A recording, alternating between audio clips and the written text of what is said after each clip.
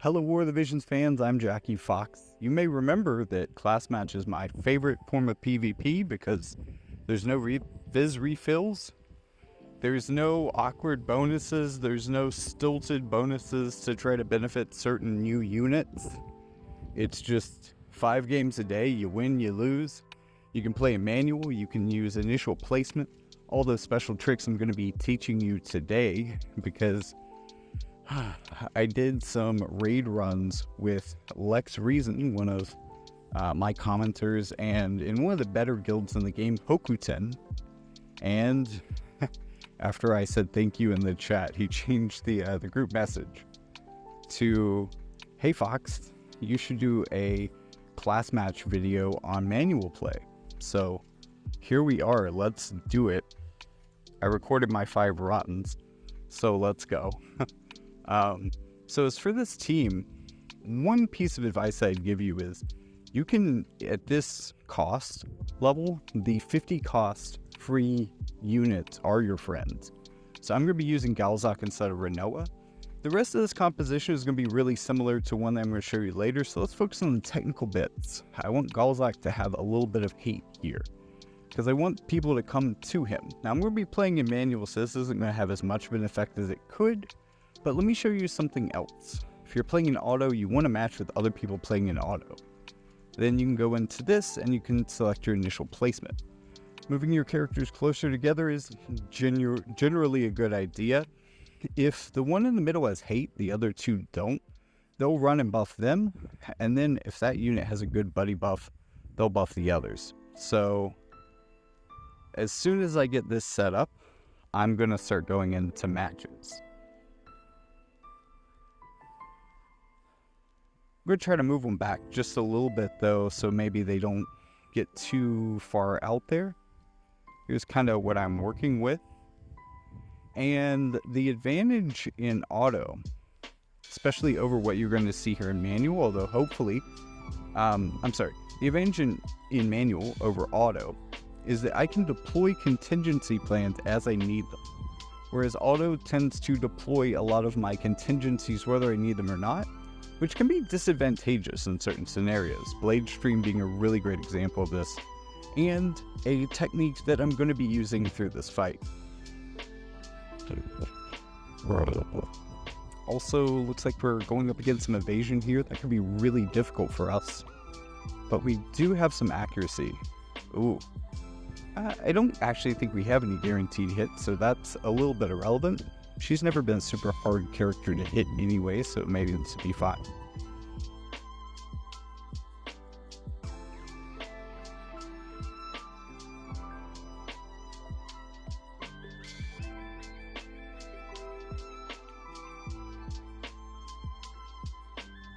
So you can see that Bradley went ahead and did the Blade Stream. He did not come to the center because that's kind of overriding his usual decision to do a buddy buff there. Now that's going to make it a little bit harder to frost weave everyone, but we're going to do it. So even if our opponents have Blade Stream technology, we're still going to be able to AP around that now. And if they don't, well, we're going to have a lot of AP, even if we don't use our AP restore skills, which we do have. This map can be a little bit short though. Also worth noting, Bradley's damage is not being maximized here. I'm going for maximal evasion. And that's going to kind of minimize his attack, unfortunately. Also, he didn't hit Lucio, which is going to be an issue. He's my most accurate unit, so this could be a problem. Or my team. Ooh, he's also missing Lucia. She's taking some damage. So, lucky on her, I guess.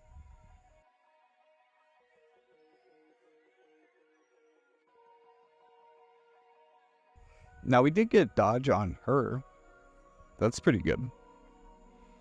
Their team's a little all over the place. They healed up just a little bit on that. She is holding their blood sword.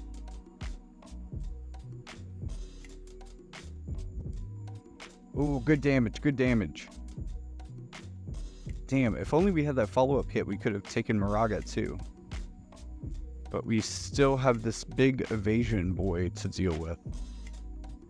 That almost made your situation worse, Moraga.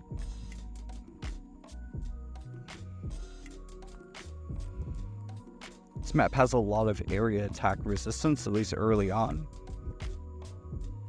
But we're really building it up high, and hey, we hit Lucio finally. He's gonna have to take on this team all by himself. Ooh, not doing good damage either. The defense and spirit there might have done it. Maybe he doesn't have good defense penetration. Oh, still can't hit him though.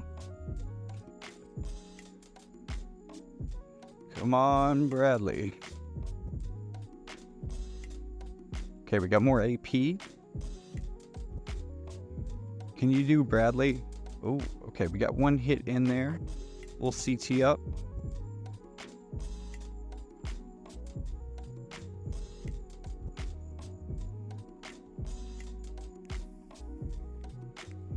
And we dodged him.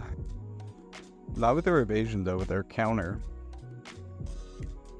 Come on. Yes, finally. Okay, one good hit, this guy goes down. Unlucky for him. Everything I do is for true, everlasting peace. Now we're going to switch this one to auto, so we're going to match with anybody. Honestly, we kind of want to match with people who are in auto. This is going to be a little bit easier for us, but it's fun to match with people who aren't in auto as well. But honestly, if you just manual v manual, it can take forever to properly do matchups. So even if you did want to do that, it's probably not for the best. But we don't necessarily need to blade stream it all here.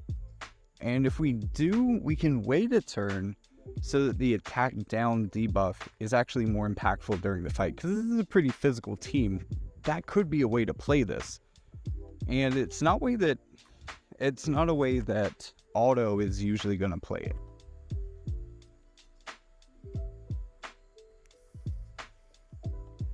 Well, they got courage remove on their team now. That's going to be a problem for Armont at the very least.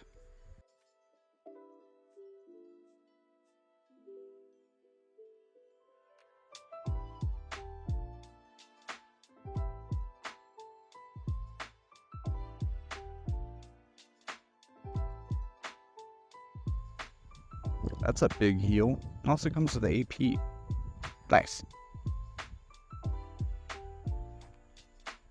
Alright, so let's get that HP, spirit, and defense up for the whole team. We tanked through some hits on the last fight pretty well, so this is kind of Sylvie-esque in a way. I like the setup. So from here and go with Shadow Dance. This is going to be a really good move for Bradley, and also a way to get him some AP restore himself. Mont can get this for himself too. Unfortunately, I think I'm moving them too far apart to Frostweave, which is a pain because I haven't done that yet. Really should have moved Mont like one space back. So I'm going to have to pick one. Nope, never mind. Line that up fine.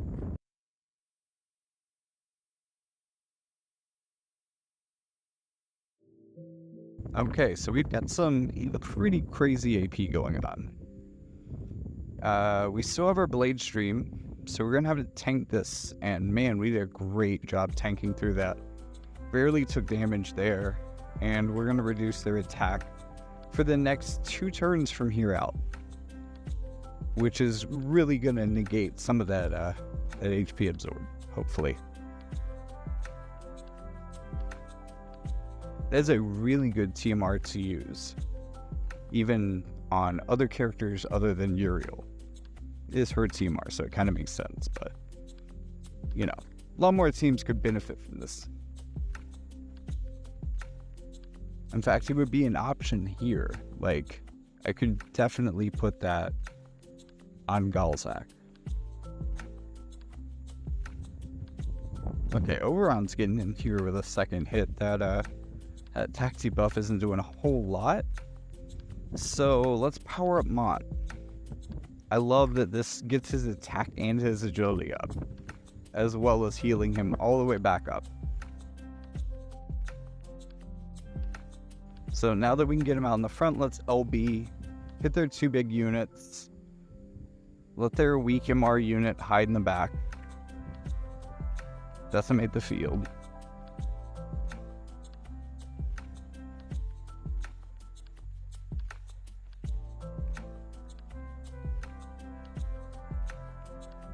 Okay, so that got Uriel.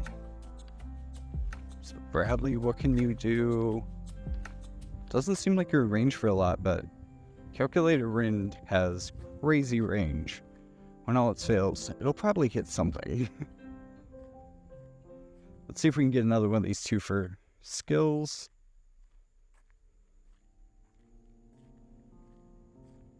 Almost got Oberon there.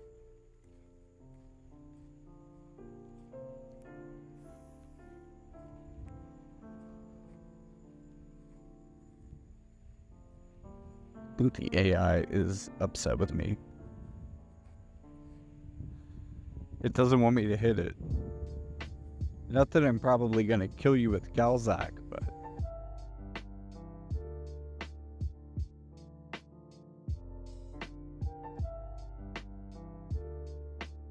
Guess this is a good time to build people's resistances before that attack lands. Oh, well, never mind.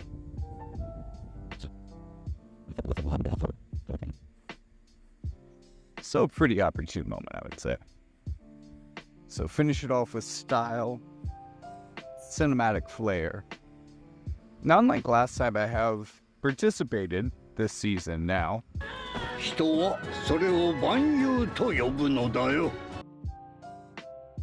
So I'm starting back in the gold rankings, which means that I'm getting more tough opponents. This team in particular might be tough. I think this is like a 230, 240 something team.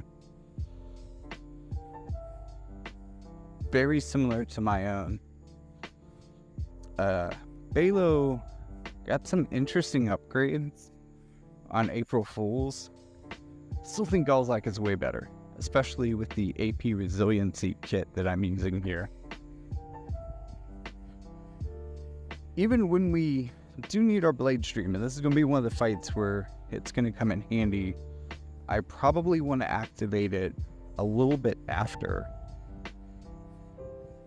Maybe some of the AP restore starts to hit, or a little bit closer to when we start taking damage like I did in the previous fight.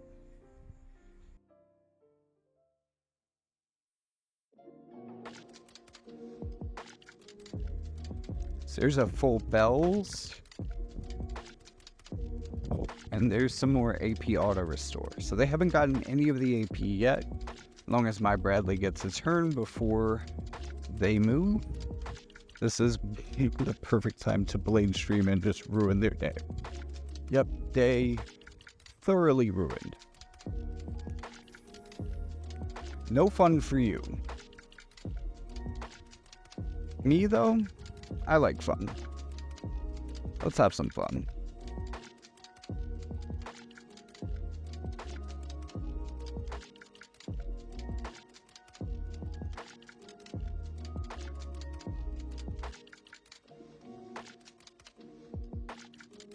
Now, unfortunately, Bradley having not moved forward, I can't do the same Frostweave vitalization as I did before, so I'm going to choose to vitalize Mont. Bradley already has a little bit better than usual AP consumption, so he doesn't need it as bad as Mont does. They're lining up with us and doing some damage. We've definitely taken hits here. But we have an excellent healer. This shouldn't be a problem. Especially because, like, even over Bellis, this is an instant heal.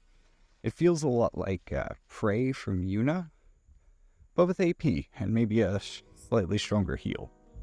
But it's kind of weird that it's a diamond shape around herself. It does kind of force you to be in the middle of it. But if you're in the middle of it when you cast it, then you can run away from it, like I just did, and distance yourself from the fight. Whew, almost losing my Bradley there. Good thing you got courage up. Time to LB, hopefully remove some people from the field. I would really like to get rid of their Mon. Looks like I might not do it though. Yep. Okay.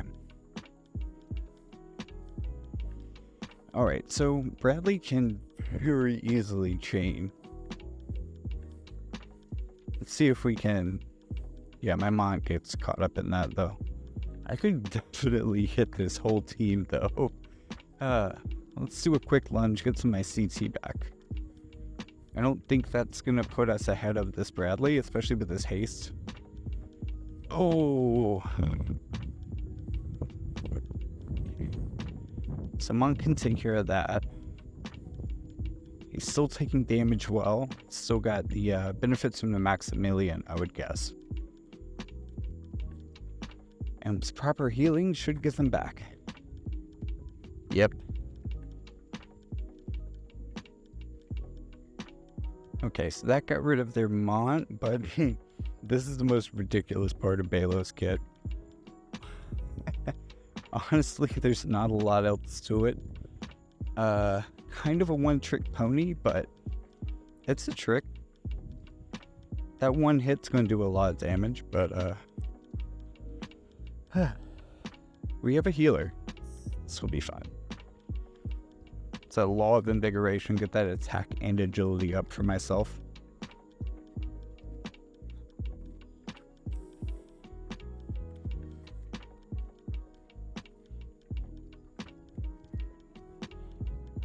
Okay. So this ought to be easy with a select 2 skill. Yeah, we're doing good here.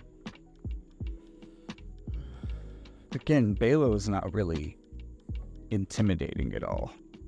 Almost want to hit the auto button. But hey, getting 2 turns to pro with Mont because of CT shenanigans, that feels pretty good.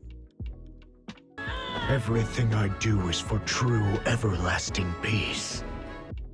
Here's another one. They're actually going to be doing this in manual too, though. So here's our first manual v manual fight. They are mostly lightning, though, so that's bad for them.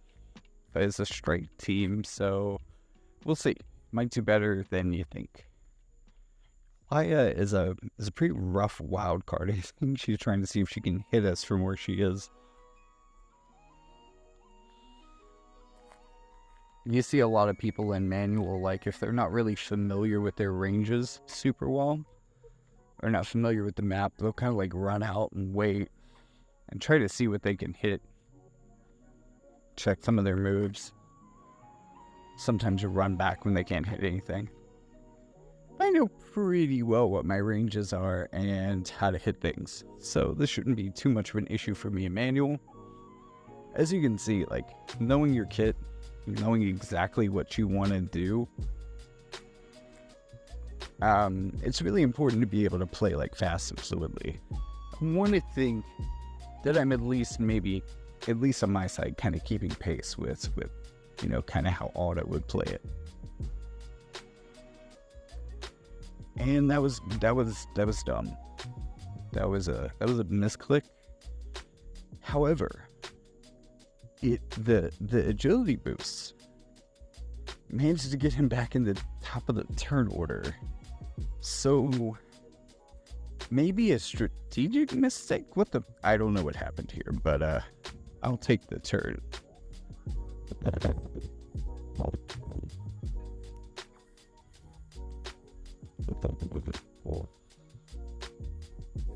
Okay, so now would probably be a good time to get the Frostweave. I'll see if I can boost people's HP, defense, and spirit later, but let's go ahead and do that.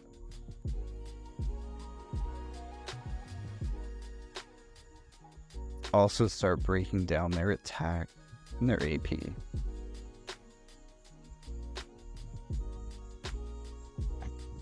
And then just want to get that AP up for him.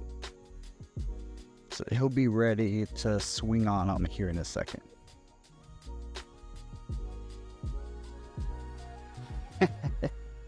Alaya coming out to see what she can hit. I think she can hit about 2 from there with Sag Impact. I don't think probably Galzak can get hit by it. Yep, Sag Impact.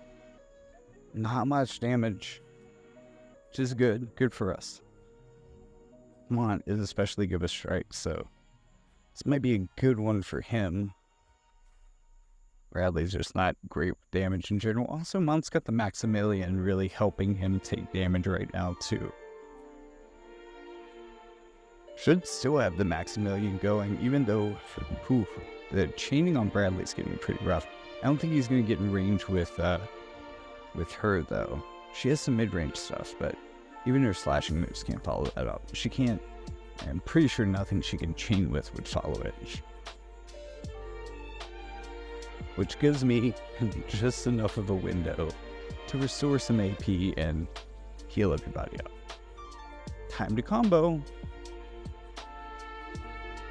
Ouch.